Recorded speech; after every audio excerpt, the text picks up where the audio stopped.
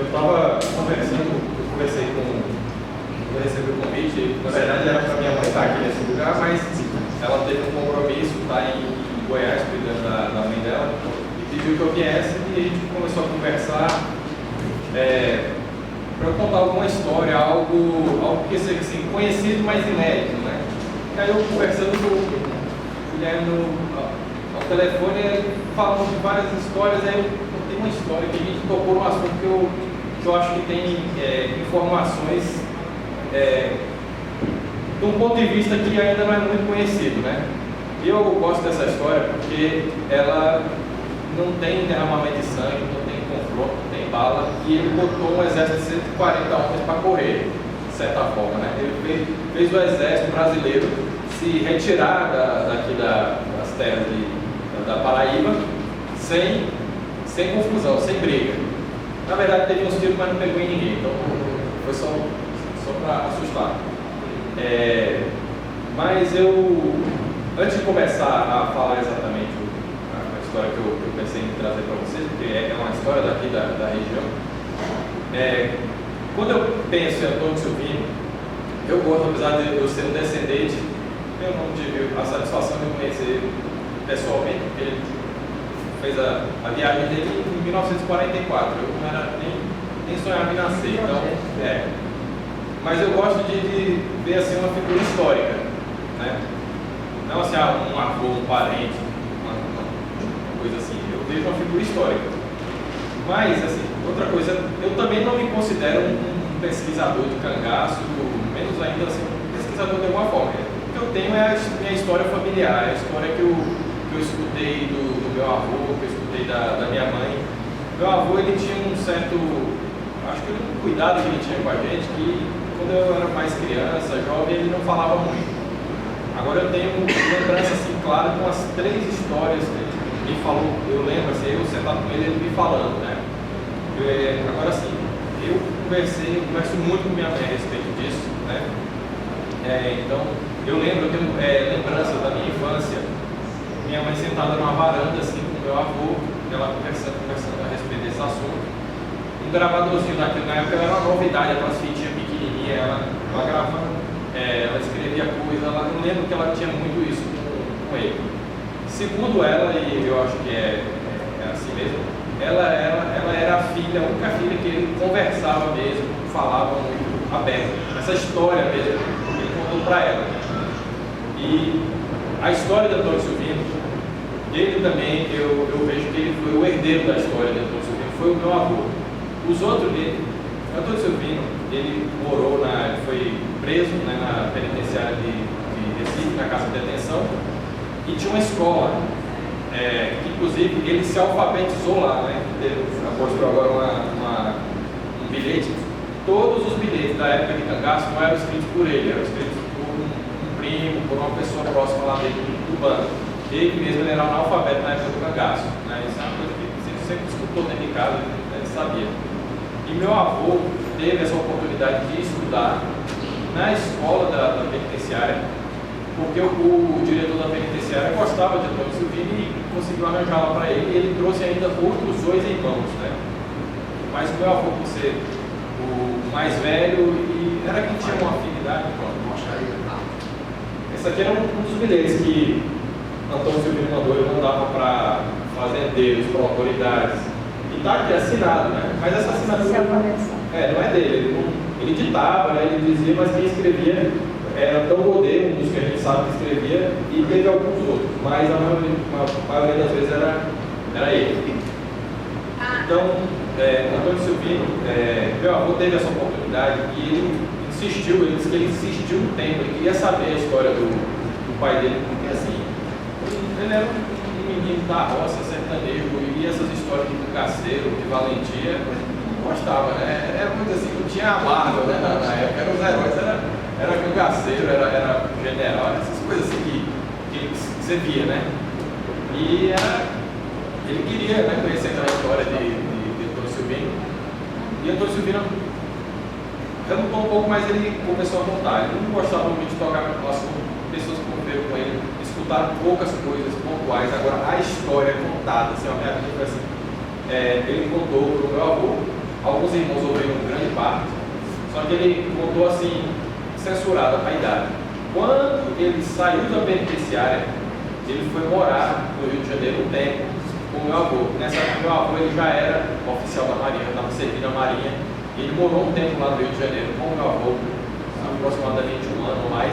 E aí, nesse tempo, ele contou, vamos dizer, a parte censurada, a parte que falava de coisas mais violentas, coisas assim, mais sérias. Então, meu avô, segundo meu avô, Antônio Silvino contou para ele aproximadamente 70% da história dele, né? Daquela vida do cangaço. E assim, dentro desse, eu vejo assim uma linha hereditária, né? Passou para o avô, passou para minha mãe, que está chegando aqui. Eu tenho um entendimento que, para entender Antônio Silvino, eu divido a história dele em 5 períodos, assim, uma didática minha, da minha compreensão. E eu acho que os principais são os 2 primeiros. Primeiro existe a pré-história de Antônio Silvino, que é a história de quando ele ainda nem existia, que é a história da família. Só tem como entender Antônio Silvino as motivações, o jeito dele, porque ele é um cangaceiro diferente. Tem gente que fala que ele era muito fino, que ele era educado e tal. É estranho, porque não cabe aí uma visão de uma pessoa que era um bandido. Então, mas por que ele era assim? É a história pregressa dele que explica a personalidade, o código moral dele que ele tinha, está na história familiar e na pré-história familiar, na história do que levou a família dele a ser daquele jeito, criar ele daquela forma e ele entrar no cangaço. Então, eu estou fazendo essa introdução só para facilitar a compreensão, porque o que eu vou falar, vocês vão entender, ver toda essa coisa se desdobrando ao longo da história dele. Então, a minha família, os avós de Antônio Silvino, eles saíram do Ceará por causa de uma perseguição política. Tem assim, meu avô, ele tem isso bem detalhado, minha mãe sabe isso bem detalhado, vai estar no livro com detalhes assim, ricos, né? Mas basicamente teve uma perseguição e minha família se instalou ali na região do Pajeú. Aí hoje, na época era ainda dentro do município de Afogado e Gadeira, mas hoje já está a fazenda, ele nasceu em outro município, Carnaíba, se eu não me engano. Mas o que acontece é o seguinte: Antônio Silvino era de uma família rica, ele era uma pessoa abastada. A família chegou a um ponto, eu não sei se mas chegou a possuir 5 fazendas. Eles tinham posses, tinham terra. Naquela época era comum, não vou fazer tinha escravos, era uma coisa que todo mundo tinha. Porém, tem uma curiosidade muito interessante, que a família de Antônio Silvino libertou os escravos 4 anos antes da Lei Áurea. Isso foi um consenso que chegaram. E quando a gente para olhar, assim, isso é uma coisa muito, muito interessante, porque o escravo naquela época era visto como um instrumento de trabalho. Imagina a pessoa ter um trator, por exemplo. Você abrir mão de uma frota de 40 tratores, né? Então, para a pessoa poder fazer isso, não era uma família com dificuldades assim, financeiras, né? Eles podiam ter uma condição de fazer isso, né? Então, isso é importante para mostrar a motivação. Como eu falei, eu não gosto de apologias e nem de... Também não gosto muito dessa história. Ele era herói ou vilão, herói ou bandido. Eu não acho que dá para enxergar muito assim. Eu acho que para alguns ele foi herói, para alguns ele foi vilão. Teve momentos heróicos para algumas pessoas. Para alguns ele foi muito ruim, né? Então, depende do lado que você estava dele. Se estava do lado dele, ele era herói. Se você estava do outro lado dele, ele não foi tão herói assim, né? Mas, apesar de tudo, tem exemplos de conduta dele que são muito interessantes. Então, assim, a história familiar e criação dele foi a típica criação de uma pessoa de família. Católico, eram muito católicos, tinha uma religiosidade forte dentro da família, criação, aquela ideia de respeito mais velhos. Então, por isso que se fala que Antônio Silvino era uma pessoa respeitadora de mulheres, assim, quando tinha que ser. Porque justamente ele vinha dessa origem familiar dele, ele já tinha isso, né? Então, Meu avô falava que ele era um homem que falava manso, que não era uma pessoa que falava com muita arrogância, ele falava manso, era um monossilábico, sempre respondia com palavras sim, não falava muito, não se estendia muito. E que ele, uma coisa que eu acho interessante que eu vou dizer era que Antônio Silvino, ele tinha um sonho dele, dentro na época do cangaço, que o sonho dele era receber um indulto, ser perdoado pelo governo, para ele poder cuidar da família, formar os filhos e ter isso é que eu acho interessante, ele queria ter uma casa livre de armas de fogo. Ele não queria que na casa ali tivesse de arma. Não tivesse. Então assim, eu vejo assim, por exemplo, podia ter até uma espingarda, uma caçada, para uma coisa, mas não assim aquele ambiente que as pessoas não estão se armadas com aquele.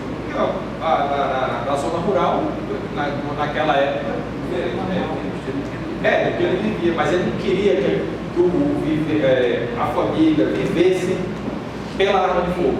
Era uma coisa que ele não queria, ele não gostava. Então, eu falei isso tudo para a gente ter uma ideia do homem, Antônio Silvino. Então, assim, a gente pode dizer que ele não teve estudos no sentido formal, de ter ido a uma escola, ter sido doutor, mas ele teve uma boa formação familiar, né? Era um costume da família, quando fazia 12 anos, ele recebia uma quantia de terra e ele já tinha que cultivar, negociar, então ele com 12, 13 anos já tinha roça de cana-de-açúcar, já fazia rapadura, já negociava na feira. Novo, ele já tinha isso é uma coisa da família, né? E toda a situação que levou ele a entrar no cangaço, aí, de novo, eu falo das motivações, né?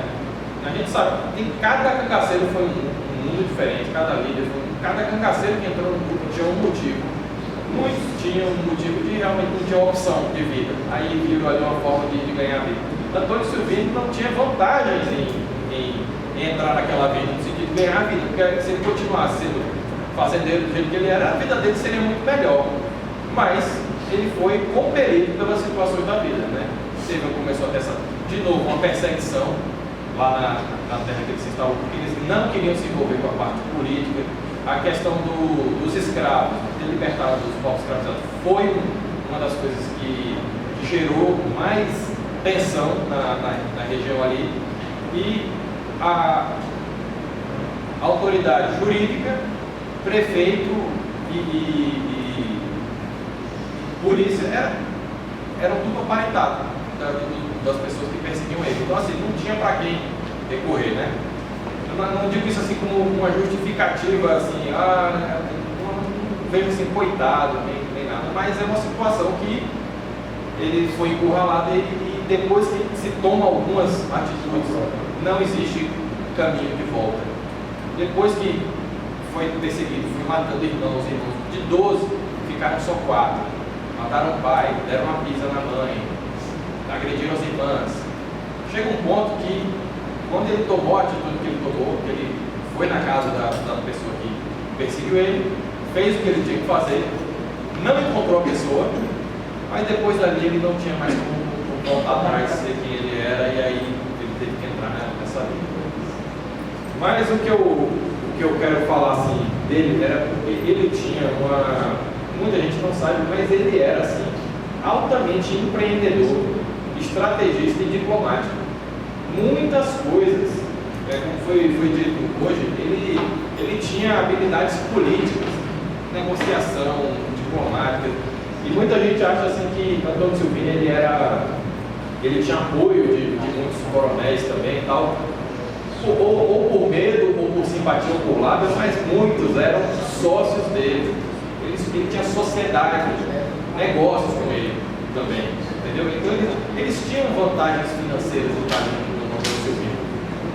E começa assim a história, a Great Western, que era a empresa inglesa de linha férrea, pertencia a um grupo inglês fortíssimo, né? Recebeu do governo brasileiro uma concessão para instalar as linhas férreas aqui pelo Nordeste. Só que assim, naquela época, ela saía montando trilho, passando pelas terras onde queria e não tinha essa não. E não tinha esse que podia ser coronel com ter força, mas quem era que ia peitar uma empresa inglesa um total acobertamento do governo brasileiro? Muita gente não tinha condição de se peitar a Great Western. E aconteceu que Antônio Silvino tinha uma terra, ele parece que adquiriu na época de 1903, por aí, na região de Mogeiro e Itabaiana. Fica ali nessa região entre um lugar e outro, assim, um e outro. Era uma terra dele. E passou a linha de trem, começou a passar por lá. E andando por ali, Antônio Silvino se deparou com aquela obra. E uma das coisas que começou já a incomodar Antônio Silvino, fez ele ficar com raiva, foi que ele viu os trabalhadores passando ali pelas terras e viu que as condições eram terríveis. Né? Você consegue, não sei se alguém de vocês já viu um morão, um dormente de trem. É pesado. Um homem sozinho carregar é difícil. Eu mexo com madeira, uma vez me deram é um negócio pesado. Agora você imagina trabalhar no sol quente e a alimentação era, segundo ele, farinha e tripa seca. Era o que eles recebiam de alimentação. Então aquilo ali, Antônio Silvino achou aquilo ali uma exploração muito grande. Sem falar que ele ficou indignado que a empresa inglesa entrava no Brasil, saía passando linha de trem na terra dos outros, não pagavam nenhum tipo de restituição para as pessoas e ainda fazia aquilo que fazia com o povo, os pobres, né? E aí Antônio Silvino, por um lado, ele tinha essa parte assim, essa empatia com o povo pobre, comprava charque, comprava farinha, rapadura e mandava dar para eles terem uma alimentação melhor.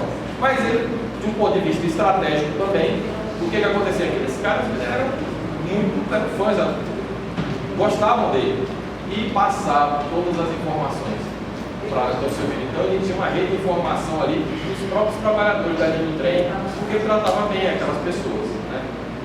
Então estava passando a linha na terra dele, que ele tinha, era no nome de um amigo, né? Ele dizia que era escrito de meieiro.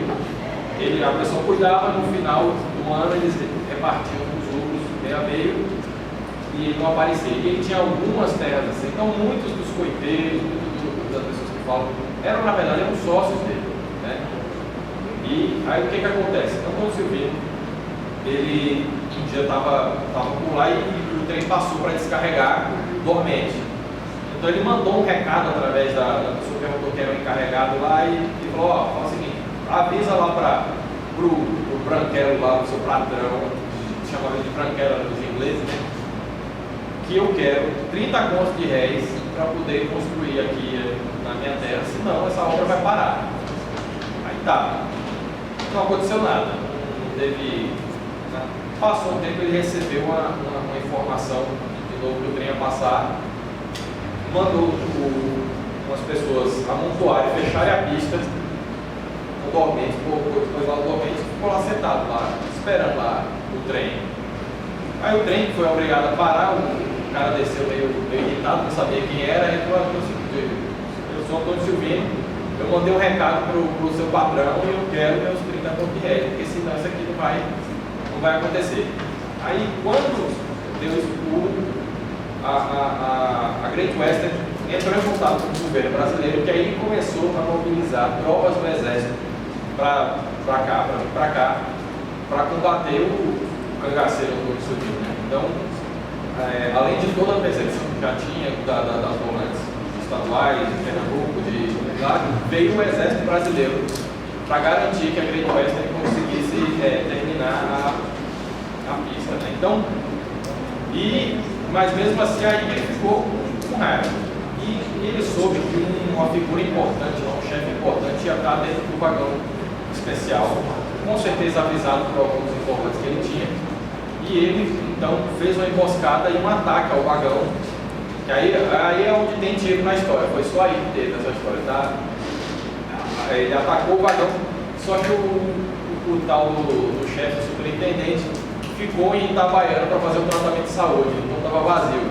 Aí, como só tinha funcionário da Great Western, não tinha nada contra os funcionários, liberou e não teve problema. Só que aí a Great Western começou a pensar que talvez fosse melhor pagar e evitar derramamento de sangue e interrupção interrupção, né, do trabalho. Então, e nisso o exército brasileiro foi de aproximadamente 140 homens, estava aqui, instalado aqui, quartelado aqui na Campina Grande, como já foi falado mais cedo, e ficou aqui mais ou menos uns 3 anos. Houve a negociação, Antônio Silvino, eles acertaram, ele pediu 30, mas acertaram em 15 contos de réis. Esse dinheiro, Antônio Silvino, ele investiu em gado, em outras terras, ele continuava fazendo os negócios dele. E aí o que aconteceu? Mas o exército continuou aqui. E meu avô dizia que aquilo ali era um desperdício. Meu avô era militar, meu avô foi da Marinha. Imagina, ficar num regimento de exército aquartelado num lugar 3 anos só gastando. E ele disse que o Antônio Silvino chegou a emboscar o exército e não fez nada, ele ficava só de longe. Se ele quisesse, ele tinha feito alguma coisa. Passado um tempo, Antônio Silvino ele ficou sabendo que o comandante daquela unidade que estava aqui, ele tinha o costume de aos domingos ir para uma fazenda em Queimadas. Isso que era uma fazenda boa, que provavelmente devia ser de algum amigo, e que tinha um açude lá, diz que as águas eram comidas, e esse comandante ele se banhava nesse açude. Então, Antônio Silvino foi de madrugada para o açude e ficou lá aguardando. Quando o sol nasceu, o tal comandante veio lá se banhar e ele ficou lá esperando, vendo o homem nadando lá para cá e tal. Aí ele foi e se posicionou assim, próximo a um tabu de fome, ficou lá esperando. Aí ele olhou, ele veio na outra e perguntou: quem é? Aí Antônio Silvino, o senhor é da polícia? E o cara falou: o senhor é da polícia? Então ele andava, ele achou que ele era da polícia, ou seja, ele devia andar com alguma roupa que parecesse que ele era da polícia. Aí Antônio Silvino respondeu para ele: uma onça que vê a outra e a outra não vê nada. Ele olhou assim e disse: não entendi a charada. Ele falou assim: é muito simples. Eu sei quem você é, mas você não sabe quem eu sou. Não, você é da polícia. Aí Antônio Silvino falou: é isso mesmo. Deixou ele acreditar. Aí ele falou assim, aí ele perguntou: você está aqui perseguindo o cangaceiro Antônio Silvino? Aí ele falou assim: tô, mas eu ainda não tive o prazer de encontrá-lo. Aí quando ele falou isso, aí o Antônio Silvino percebeu que ele falou assim, o prazer de encontrá-lo. Ele perguntou: mas por quê? Ele falou: não, porque eu estou fazendo isso pela minha obrigação como oficial, mas eu mesmo não tenho nada contra ele não. Eu acho inclusive que ele era uma pessoa. E ele começou a falar bem dele. Eu não sei se ele desconfiou que era Antônio Silvino, eu acho que não, eu acho que ele não sabia mesmo quem era. Mas ele tinha uma certa admiração por Antônio Silvino e ficou falando que ele soube como era a história dele, por que ele tinha entrado. Ele não via assim que Antônio Silvino era uma pessoa. Não era uma pessoa que ele achava assim, que era um mau caráter, assim, de certa forma. Aí ele ficou ali escutando ali e tal. Aí ele falou assim: você gostaria de conhecer o Antônio Silvino? Aí ele: com certeza, sim, eu quero conhecer e tal. Ele falou: então a onça está começando a conhecer a outra. Aí ele parou assim e tal, tudo aí. Quando ele viu que o cara não se tocava, ele se apresentou e falou: olha, eu sou o capitão Antônio Silvino, mas pode ficar tranquilo que nem eu, nem meus homens, ninguém vai lhe ofender em nada. Vai falar: olha ali, aí mostrou que tinha uns marmeleiros, umas juremas, tem 12 rifles apontados para você. Eu estou mostrando, se eu quisesse, eu tinha feito. Às vezes eu estou fazendo isso aqui para você ver que a sua vida para mim ela é valiosa, mas da minha parte eu não quero prejudicar, eu não quero ofender você em nada. Aí ele falou assim: e a sua arma está aqui, e ela está carregada. Se eu quisesse eu tinha tirado as balas, mas eu estou deixando ela carregada em respeito ao senhor e ao seu posto. E eles se cumprimentaram e antes de ele sair, ele falou para o Antônio Silvino que naquele dia mesmo ele ia escrever um ofício para o superior dele, dizendo que não precisava mais de. E assim, esse exército, esse batalhão, se retirou depois desse encontro. Que ele, antes de sair da fazenda, ele deixou de presente para o seu filho acho que foi um rifle, só que eu não lembro qual é o modelo, e ainda deixou assim, uma quantidade grande de munição. Só que quando acabou a munição, ele não tinha mais como adquirir, porque eu acho que era algo assim que era só o exército que tinha. Eles que não teve facilidade de conseguir aquela munição. Ele acabou presenteando, mas ele presenteou. O nome desse comandante, ele era capitão, na época era capitão Formel.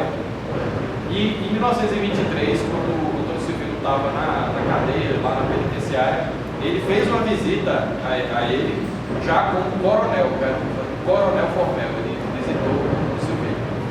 Então, eu acho interessante essa história, porque mostra que teve aí articulação, teve estratégia, teve negociação, teve combate, né? As pessoas gostam de escutar, eu acho legal também as histórias do combate, de tiros, essas coisas, mas eu acho essas histórias assim que tem mais estratégia, tem diplomacia, eu acho isso muito interessante também.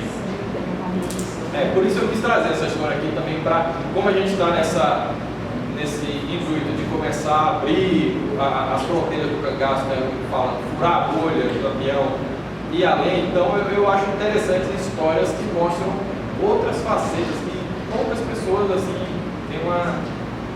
sabiam, né? Ô Rafael, quando o Antônio Silvino saiu da prisão, ele está acompanhado de um filho, era sobre o caso?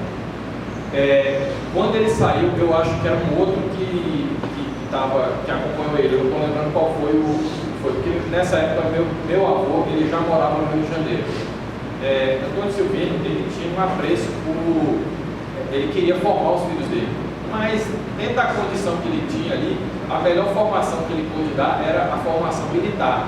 Aí outra coisa interessante de Antônio Silvino, tem isso que ele tinha um certo desprezo pelas autoridades, principalmente políticas. Ele não gostava dos políticos mesmo.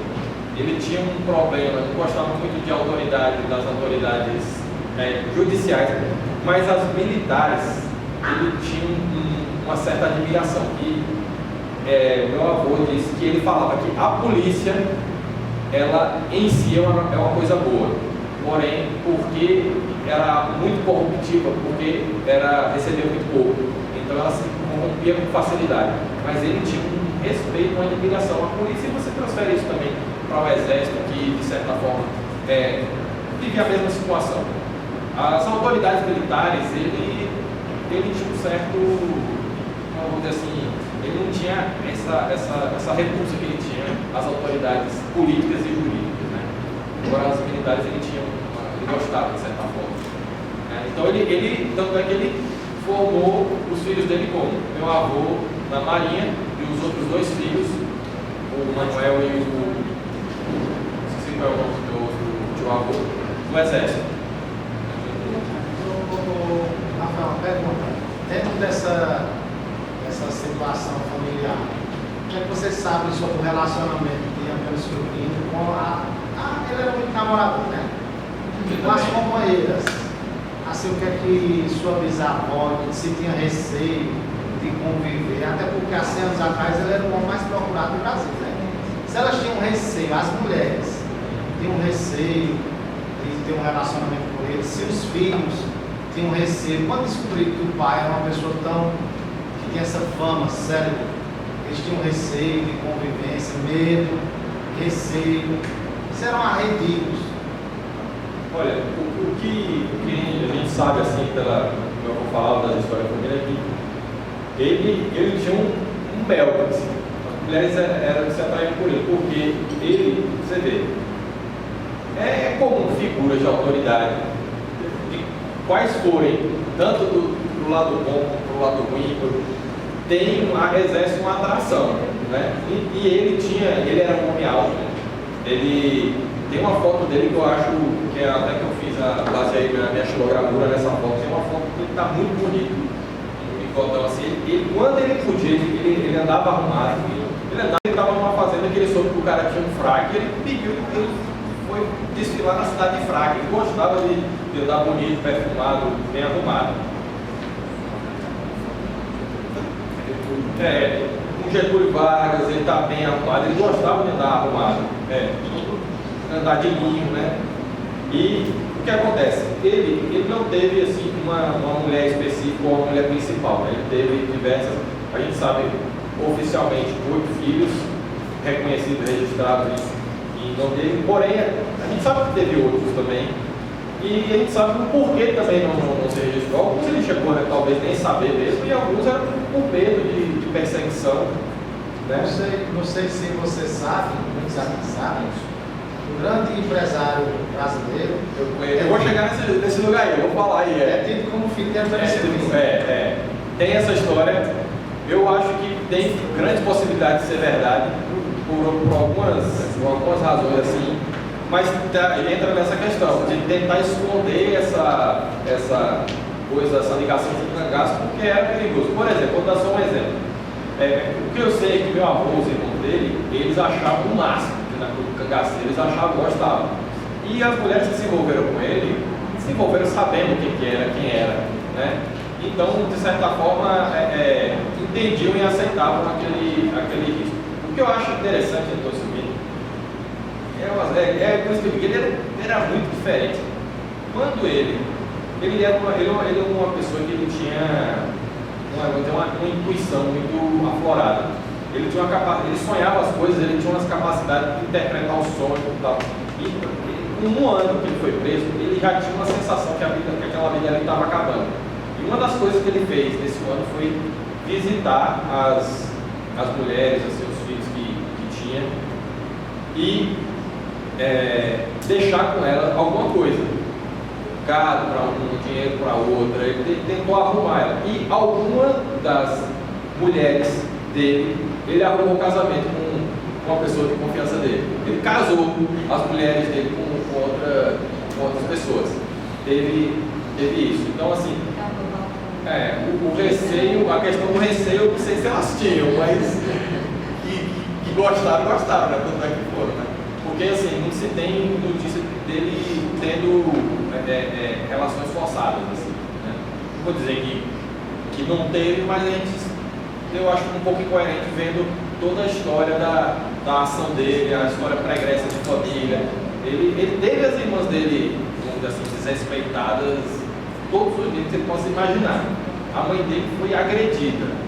Ele tinha uma criação de respeito, de se respeitar mais velho, mulher e tal. Então era um pouco incoerente que ele fizesse, quando fosse necessário, que como o Juliano falou, teve uma situação mas é que a pessoa se colocou como uma inimiga dele. Então, naquele caso não era uma mulher, era uma pessoa antagonista a ele, né? Assim, é diferente. Não sei se eu respondi a pergunta. Rafael, você falou em relação às irmãs. Ele chegou a enviar ao Juazeiro também. É um relapso de memória que eu tive agora em relação a isso. Ele tinha a família dele lá também, para se proteger. O Lamião fez isso. Enviou algumas das irmãs para ficar sob a tutela do pai. Então esse vídeo chegou a enviar também algumas das irmãs para ficar com mais segurança. Eu não sei se. Eu sei que tinha. Se as que sobreviveram, como eu falei, eram 12 filhos, 7 irmãs e 5 irmãos. Sobraram 2 homens e 4 mulheres. E 3 mulheres, ficaram 5. Dos que sobreviveram, as irmãs, algumas delas eram casadas. Não sei se todas. Se enviou, foi a que não fosse casada. Mas algumas irmãs eram casadas. E o irmão que viveu, sobreviveu com ele, foi o Zé Ferito, que acompanhou ele por muito tempo. Eu não tenho muita notícia do que foi de Zé Ferito, mas que as irmãs elas eram casadas. Mas pode ser que tinha alguma que fosse solteira e essa aí foi, eu não sei. Agora eu sei que ele tinha irmãs casadas. Porque tem essa forte ligação com o Juazeiro, né? Eu de lá e vocês tinham muito parentes. Foi para aquela região, tanto que o João relata, lá naquela região também, né? Próximo lá. Ele é ali no Amparo, Sumé, daquela região, né? Meu avô materno, era o primogênito do Antônio Silvino. Estava dando um lado. O Padre Cícero, ele é batista também, batista do peito. É da família, não é assim uma ligação direta, mas a família de Antônio Silvino, batista, É a mesma, a origem é a mesma. Eles tinham uma origem, e ele, a família dele veio daquela região dos Inhamus, que é próximo ali ao Juazeiro. Então eles eram, a origem da família de lá, eles têm alguma ligação, que eu ainda não consegui, mas tem ligação genealógica com a família do Padre Cícero, isso tem, a gente sabe. Tem um jornalista, ele não é dessa área de cangaço, mas ele descobriu por acaso, assim, conversando, ele escreveu um livro falando de Antônio Silvino. Eu falei, mas esse cara ele é meu parente. Eu falei, ele é meu parente também. Quando ele foi ver, ele viu que a gente era um primo distante. E esse jornalista ele descobriu que Antônio Silvino tem ligações, eu não sei qual é a distância, mas tem uma ligação com a família do Padre Cícero. Cícero, Romão, Batista, né? Batista, e é Batista com P, que é o mesmo que o Graveiro tem no Silvino. Tem uma ligação, mas não sei exatamente qual é o grau, assim, Filipe, Lima, o que é. Eu tenho uma curiosidade. Dizem, eu não sei se cientificamente comprova, que nos últimos anos de vida de Antônio Silvino, ele aderiu à religião protestante. Isso tem realmente algum embasamento? Tem e não tem. Tem porque existe vai ter um porquê dessa história ter chegado a isso aí. Antônio Silvino, ele era espírita kardecista. Essa meu avô, filho de Antônio Silvino, era espírita kardecista. Por quê? Porque ele aprendeu a ser espírita kardecista com o pai. Minha mãe, criança, frequentava o centro espírita kardecista com meu avô, porque meu avô era espírita e foi espírita com o pai. Como foi que Antônio Silvino virou espírita kardecista? Ele era analfabeto. Nos primeiros anos, ali, no primeiro momento dele na cadeia, na prisão, chegou uma senhora chamada Dona Candoca. Ela era espírita, kardecista, e ela fazia visita aos presos para levar uma palavra de conforto, consolação e tal. E ela, às vezes, deixava alguns livros. Ela não era assim, não era, como dizer, evangelização, não. Ela dava justamente para trazer algum conforto, os que tinham algum interesse. Aí, ele viu ela dando um livro para uma pessoa, e aí, que livro é esse? Aí ela disse lá qual era o livro, era o Evangelho segundo o Espiritismo de Allan Kardec. Aí não tem como trazer um desse para mim.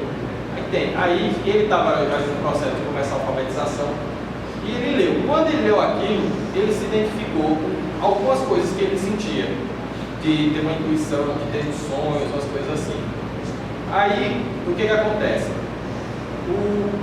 Ele foi entrevistado no jornal e chegaram e perguntaram para ele se ele tinha alguma religião, alguma coisa. E nesse jornal, ele falou do Evangelho segundo o Espiritismo. Mas você imagina que em 1930, quem é que sabia o que era Evangelho segundo o Espiritismo? E os que sabiam achavam que era coisa do diabo, porque o Espiritismo tinha uma visão muito negativa. Até hoje ainda tem, quem dirá naquela época.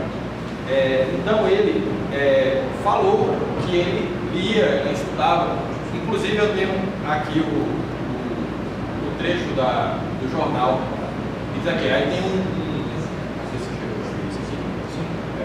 chegou Evangelho segundo o Espiritismo. Em um livro, o Evangelho segundo o Espiritismo, prossegue Antônio Silvino. Encontrei o conforto moral de que eu necessitava na minha condição de recluso, mas venci. Tendo sido recolhido ao presídio aos 42 anos de idade e de lá saindo com 65, trago os cabelos brancos, mas o corpo ainda relativamente forte. Outro teria morrido a meio do caminho. Ou seja, declaração do próprio, isso aí no jornal, isso aqui. Outra coisa, aí, passado o tempo, eu estava conversando com uma pessoa chamada Dr. Lamartine. Esse homem ele é médico e o pai dele foi carcereiro de Antônio Silvino. Acontece que naquela época, em 1930, estava tendo aqueles movimentos comunistas e o pai dele foi para uma reunião, ele não sabia o que era. Foi para uma reunião, assinou uma ata e teve prisão dessas pessoas que eram envolvidas com o comunismo e ele foi preso. Segundo ele não tinha relação com aquilo ali, mas porque o nome dele estava na ata, ele foi preso. Aí, Antônio Silvino andava com a cela aberta o diretor do presídio confiava tanto no Antônio Silvino que a cela dele era aberta. E ele foi carcereiro do Antônio Silvino, a cela dele era fechada.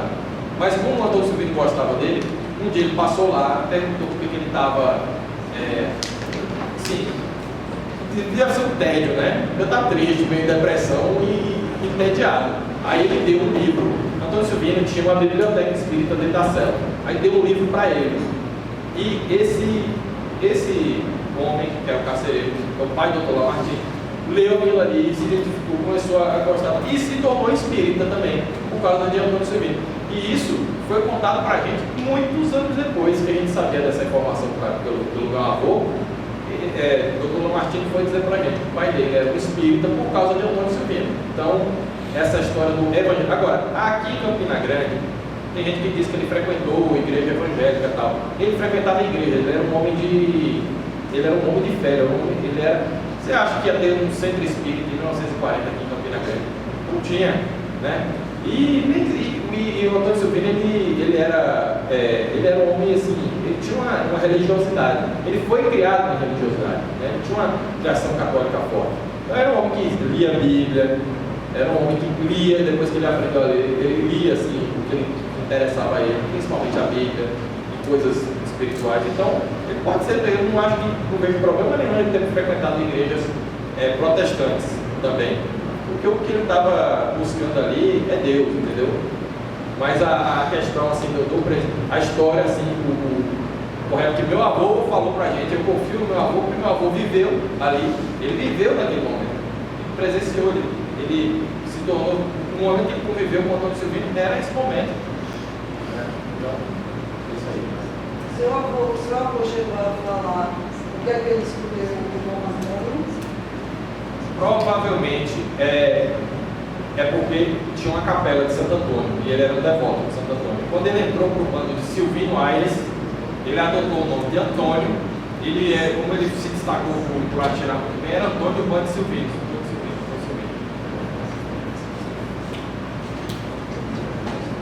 Meu amigo, boa tarde. Meu nome é Marcelo, eu estou vindo em Natal para prestigiar esse evento. Antes de tudo, eu gostaria de parabenizar a todo o conselho que faz o Cariri Cangaço.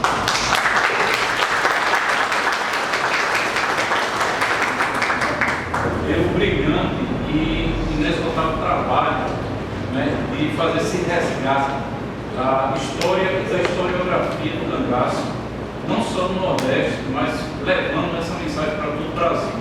O cangaço, como eu estava conversando bem rapidinho com o irmão e camarada Manuel Severo, durante um dos intervalos, o cangaço hoje, graças a Deus, ele não deixou de ter essa passagem do memorialismo, mas também leva a historiografia para dentro até dos centros de ensino, que até um bom tempo atrás via o tema do cangaço de uma forma um pouco atravessada. As pessoas viam de uma forma um pouco atravessada.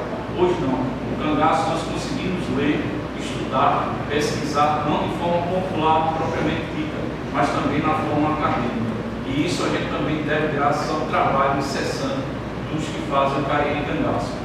Eu sou militar no Rio Grande do Norte e sou instrutor da Academia de Polícia Militar. Eu sou major da PM de lá, sou pernambucano por lá há 26 anos. E atualmente eu estou lecionando a disciplina dos formações oficiais de História da Polícia Militar e Cultura Organizacional. E uso como base um dos livros da bibliografia da Academia, é a história do Batalhão de Segurança, escrito por Romulo Vanderlei em 1969. Uma das passagens do livro retrata a figura de Antônio Silvino. Eu não sei se o amigo já falou, porque eu cheguei um pouco atrasado para a sua palavra, mas tem uma passagem lá no livro que diz que nos trajetos que ele fez dentro do território do Rio Grande do Norte, especificamente na área que hoje nós chamamos de Trairi e o Serigó, onde tem Caicó, Norte e tudo mais, uma passagem na região do Trairi, mais precisamente de Santa Cruz, ele pretendia fazer um ataque à cidade, uma invasão à cidade, e não teve êxito, porque não é que não teve êxito. Antes dessa investida, ele participou de uma festividade onde um oficial da PM do Rio Grande do Norte, que naquela época não tinha essa denominação. Se eu não me engano, era Força Pública.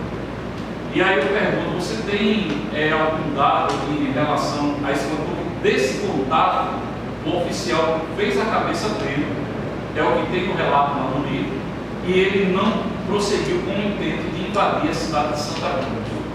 Você tem algum dado sobre isso? Ou se você já falou, se você poderia me confirmar, ou se tem alguma informação, porque me interessa em fazer uma pesquisa, um levantamento sobre esse oficial e como é que foi essa passagem dele lá em Santa Cruz. Eu não sei. Todas as palmas, com certeza, para o conselho de Caribe. Mas obrigado. Ok, eu não tenho conhecimento, mas isso não me soa absurdo de jeito nenhum. Como eu não sei se você chegou a escutar aqui, eu falei mais cedo que ele tinha uma certa admiração, apesar de que eram antagônicos, às forças de segurança, militar, polícia. Ele dizia que a polícia em si não era uma coisa ruim.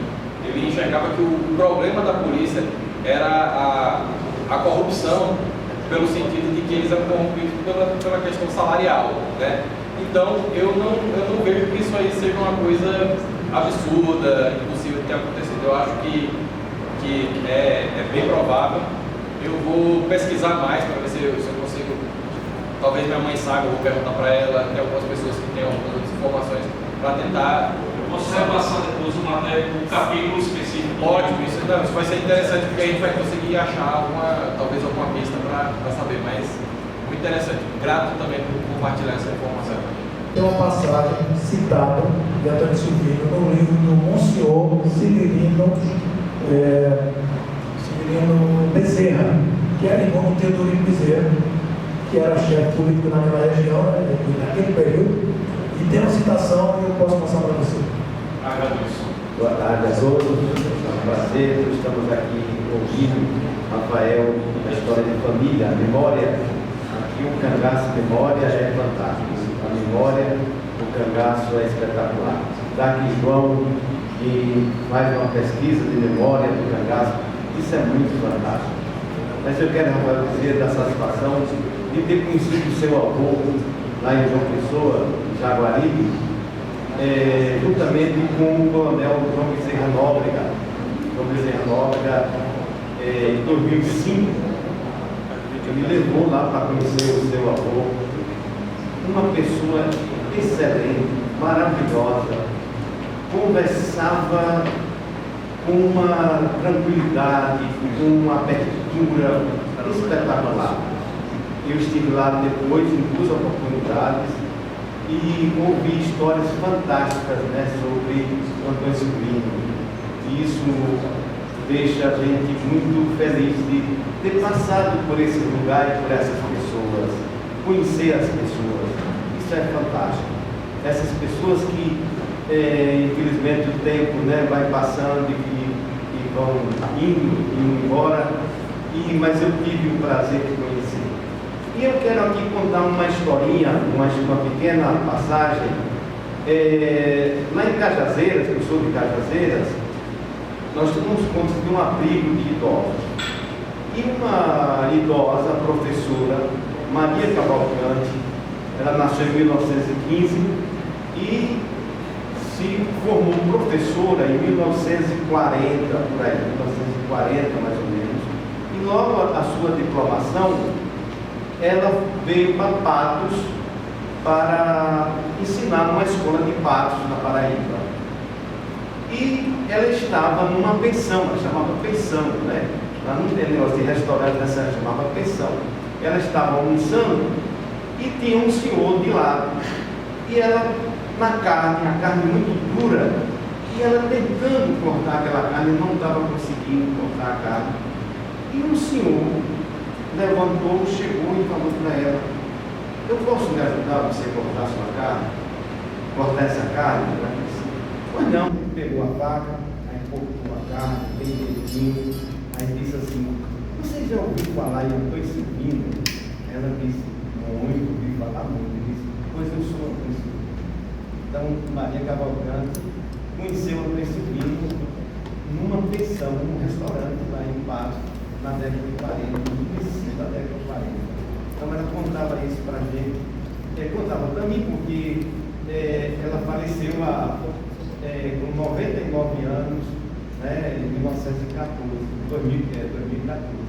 Então eu já estudava o cangaço e ela contava muitas histórias, e uma dessas histórias me chamou a atenção, e nesse momento eu passo essa história para vocês. Mas o seu avô, ele falava nas visitas que fazia ao pai na penitenciária. O que você tem mais alguma coisa? Era frequente essas visitas da família lá na penitenciária? Ele me falou que fez visitas. A visita era o seguinte, a visita era o seguinte, Obrigado, viu? Meu avô, ele mandou subir, mandou trazer ele para estudar em Recife. Só que chegando na escola, eles sofreram assim um preconceito, você fica cangaceiro. Aí já estava assim para 12 para 13 anos e ainda estava analfabeto. Aí ele conseguiu, com o diretor do presídio, que meu avô, primeiro meu avô, depois mais 2 irmãos, viesse morar num alojamento lá na casa penitenciária e estudar na escola dos presos. Então, na hora do almoço e de noite, ele podia visitar, passar um tempo com o pai. Ele fazia as refeições com o pai, ele visitava o pai nesse sentido. Mas ele morava num alojamento, não sei se era anexo, próximo, e tinha essa oportunidade de conviver, fazer essas visitas. Foi assim que ele teve a oportunidade de estudar a história de Dom Silvino, entendeu? Ele e mais 2 irmãos, primeiro ele, depois os 2 irmãos chegaram. Eu estou aqui com vocês, então assim, eu não quero dominar o microfone. Deixa eu fazer uma ponte com a fala do Pereira. Esse livro aqui, Talcos e Avelórios, de Carlos Dias Fernandes, foi uma das primeiras visitas de um grande poeta, escritor da Paraíba, que foi entrevistado pelo Silvino. Isso aqui é uma obra raríssima, está hoje aí nas mãos de Pereira, disponível através dele, mas já que ele falou em visita, esta é inclusive a segunda obra citada pelo Silvino. A primeira está em suas mãos, que é uma obra de 1914, mas em relação à visita, está aqui a visita de Carlos Dias Fernandes a Antônio Silvino, onde ele faz uma entrevista ao mesmo em 1915, ainda no quinto calor. E foi reeditado pelo nosso amigo Pereira, que eu peço uma salva de palmas. Sou amigo de Pereira, mas Pereira é o representante. Se eu pegar o gancho ali do Marcelo, tá?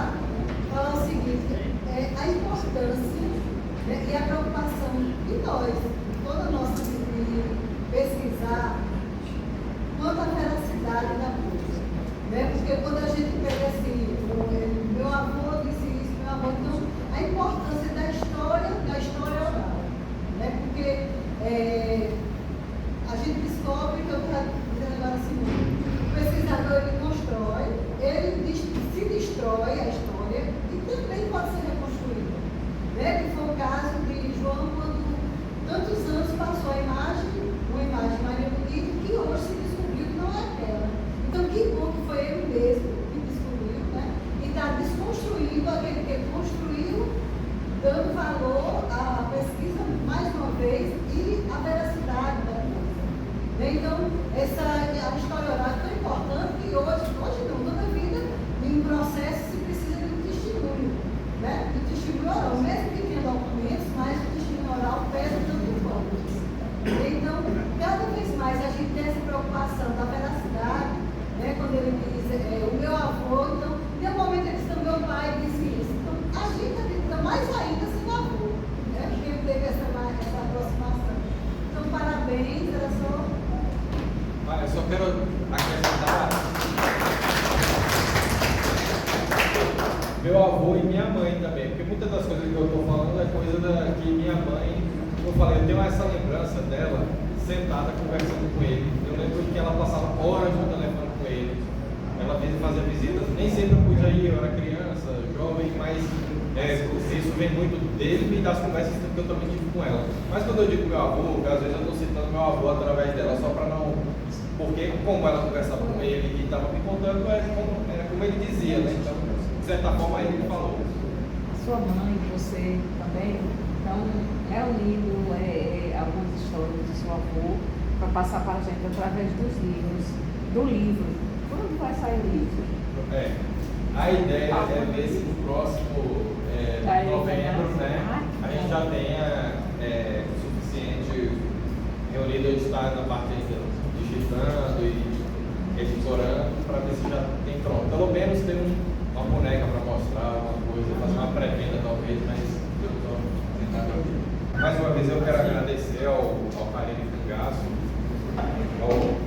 ao convite aqui, aos meus amigos a essa mesa. E para me despedir, eu quero dar um presente para vocês, vou contar uma coisa que eu acho muito interessante, que está ligado com a história que qual é o nome do amigo ali? Luiz Ferraz contou hoje, falando da questão da regeneração, né, de Antônio Silvino. Eu concordo com tudo que o senhor disse da regeneração, mas eu não vejo que teve muito uma regeneração, porque ele já tinha muitos daqueles valores. Ele passou por um caminho tortuoso e ele voltou. Né? Não vejo muito exatamente uma regeneração, mas não acho que essa é uma ideia errada. Né? Ela teve sim um processo regenerativo, mas não exatamente como a gente coloca assim. Uma coisa que eu acho muito interessante nisso aqui, Antônio Silvino tem uma história que era o seguinte: ele morou no Rio de Janeiro um tempo com meu avô, ele estava servindo a Marinha lá e morou no primeiro ano depois ali que ele saiu da prisão, um tempo lá com meu avô.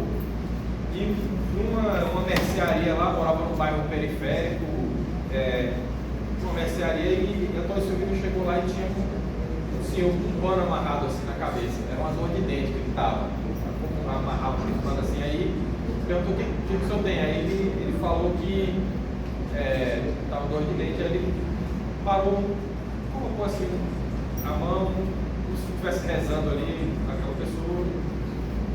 Chegou no outro dia, ele andou dizendo: ó, esse homem, eu não sabia que ele era Antônio Silvino. Esse homem que resume. Acontece que começou a ter fila lá na casa do meu avô para Antônio Silvino rezar. Ele virou um rezador, ele rezava as pessoas, benzia, rezava a pessoa porque esse era um dos recursos que os cangaceiros tinham no mato, era rezar, eles rezavam as pessoas e tudo. Então, Antônio Silvino, nesse processo de regeneração, você vê um cangaceiro que virou rezador. Hoje em dia está acabando isso, não sei se aqui em Campinas tem, mas tem uma senhora lá que eu vou de vez em quando, ela quiser me rezar. Não sei se é efeito psicológico, mas eu sabe que sinto bem quando eu vou lá. E ele, Antônio Silvino, rezava as pessoas. Então, complementando aí, eu achei interessante trazer essa história e grato aí a todos aqui. Vamos passar para lá. Obrigado.